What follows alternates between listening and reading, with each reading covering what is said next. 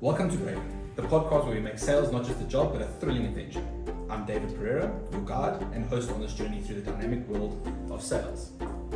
So grab your headphones and a cup of coffee because we're about to embark on a journey packed with insights, laughs, and maybe even a few surprises along the way.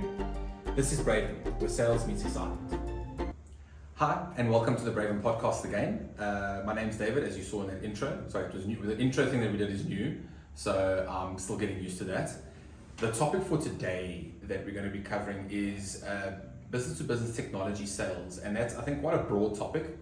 So I'm wanting to categorize it according to the different stages of the sales cycle, and today we'll be starting off with research. How do you and where do you research on who you should be selling to and why you should be selling to those specific individuals? The first and foremost thing to do as you any B2B sales organization is to go into your current client base and use the 80-20 rule.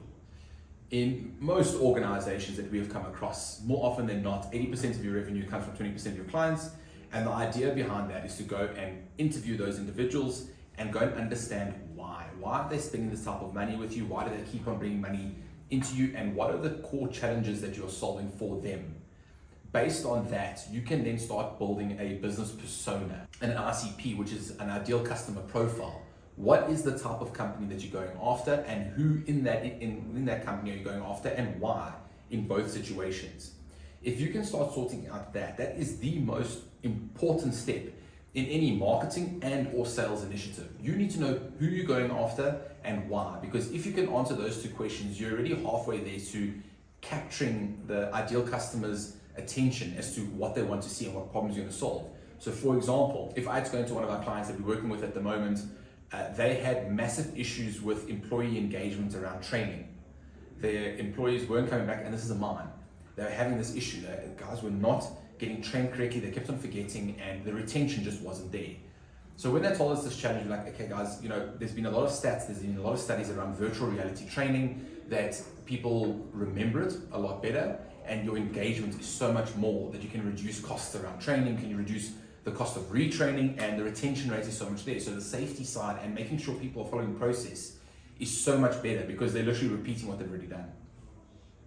Based on that model, I then knew that my ideal customer profile was a very large mine, was a mine that had a learning and development team within their organization. It was a mine that had at least 10,000 employees. It was a mine that had at least 500 white collar workers. It was a mine that worked underground because it's a bit more dangerous underground. It was a mine that was mining mainly platinum and gold.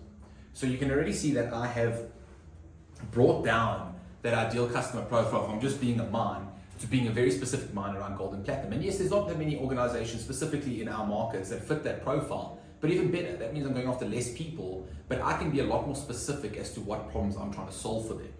So the problems, for example, that we tried to solve for them was one which is called hazard identification, going into the mine and understanding where all the hazards are. And again, that was the biggest issue they were facing. So when I'm approaching new learning and development specialists, I am talking to them about that specific problem. I know why they should be engaging with. I can already have all the questions. I can prepare accordingly as to what questions I should be asking to them, how I'm going to help them save money, or how I'm going to help them deter risk.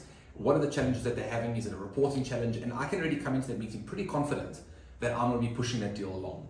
So I think from a B2B tech sales, and any sales really, is you need to understand who you're going after and why.